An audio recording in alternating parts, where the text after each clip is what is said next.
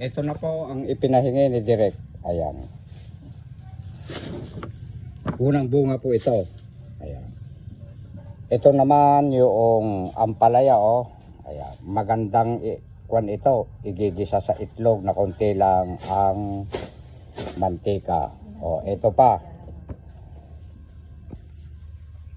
Hahaluan nila ng saluyot. Ayan. Hihingi ako ng... Ako naman ang hihingi. Ayan. Dadagdagan ko na yung aking. 2, 4, 6, 7. Ayan. Gagawin ko ng 8 dahil gusto rin ng aking mga pusa. Ayan. Ito, 8 Ganyan po si Direk. Kapag kapo siya unang bunga ng kanyang pananim, ipinapahingi po niya talaga para marami pong magiging bunga. Ayan. Ang saya-saya. Ito namang mga pusa ko, nawawala si kuya. Ayan o. Hindi namin naubos yung sopas kagabi. Ayan o. Pinapakain ko sila ng sopas. Ayan. Ayan. Bigyan nyo na rin ating si Juan ano. Si Bet. Ay, Si Jing ano. Oo, bahala na si Bet. Ayan. O, kaway-kaway natin. Ayan. Ayan. Shout out din si kay Monik ano. Ala, baka gusto rin ni Monik kuan na lang, doon na lang kakain sa mama niya ano. Hindi nagluluto ng ano yan. Ha?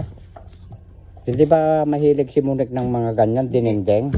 Nagluluto din. Oh, ayan. Pinakain ko rin itong mga aso ko ng sopas. Marami po yung dinala kong sopas dito. Ayan. Pagkaya-kaya. Pagkatapos ko, si Direk, ito ang kanyang isasahod. O, ipakita mo. O, ayan o.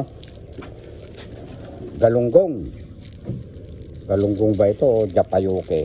Ayan. Ipipirito ko ito, ulam namin ng aking mga alaga. Ayan. Uuwi na ba kayo? Uuwi na kami. Okay. O, sige. Okay, thank you.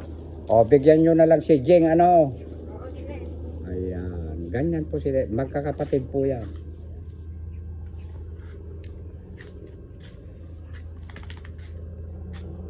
Uuwi na sila. Ayan.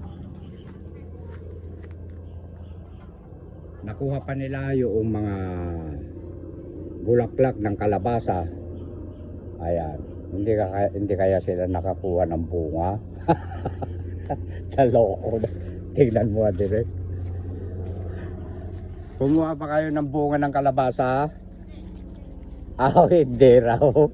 Sigurado? Oh, kasi sariwa pa ano? Mga 2 weeks pa siguro. Ayan. Para pangpakbet.